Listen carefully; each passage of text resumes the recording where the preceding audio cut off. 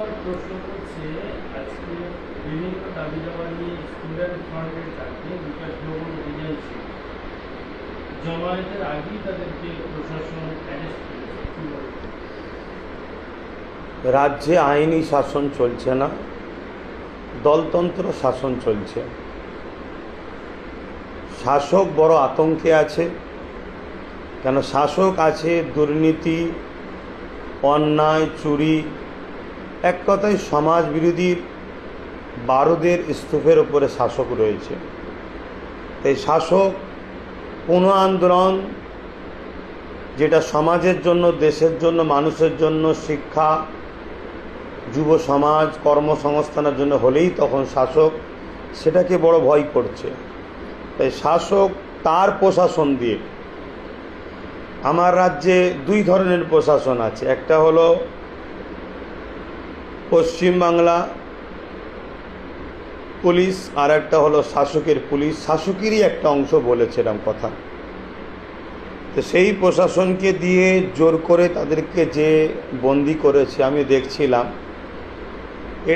এ থেকে প্রমাণ হচ্ছে শাসকও বুঝতে পেরেছে যে আগামী দিন পশ্চিমবাংলায় প্রত্যেকটা শিক্ষা আঙিনায়, কলেজ, ভার্সিটি, ইউনিভার্সিটিতে, প্রতিটা স্কুল, সব জায়গাতে স্টুডেন্ট ফান্ডের একটা ভালো পাওয়ার, ভালো পাকড়াও আসতে চলেছে। এবং স্টুডেন্ট ফান্ড এই যে শাসক ছাত্রদের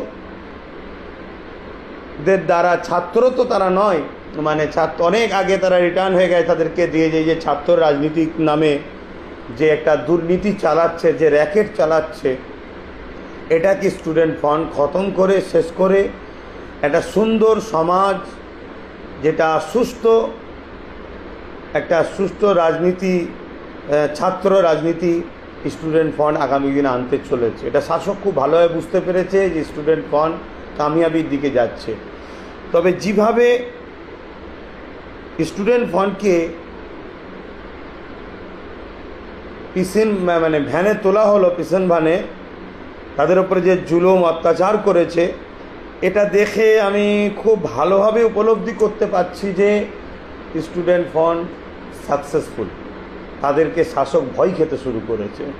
অতএব ভয় যখন করতে শুরু করেছে দুর্নীতিবাজ অত্যাচারীরা, তার মানে স্টুডেন্ট ফান্ড মানুষের কাছে গ্রহণযোগ্যতা পাচ্ছে। তাই স্টুডেন্ট ফান্ডকে বলবো, আরও এগিয়ে যাও, সাহসের সঙ্গে এগিয়ে যাও। কেন শিক্ষা দেশ, সমাজ, জাতির ভবিষ্যৎ। অতএব সেই শিক্ষাকে শাসক ধ্বংস করছে, সেই শিক্ষাকে ফিরিয়ে আনতে হবে। তোমাদের যে দাবি দাবা আমি দেখেছি অত্যন্ত সুন্দর এবং যুগ উপযোগী। বর্তমান সময়ে এটা হওয়া খুবই দরকার। এই আন্দোলন আগামীতে আরও চালিয়ে যাও, চিন্তা করো না, ঘাবড়ে যেও না। তোমাদের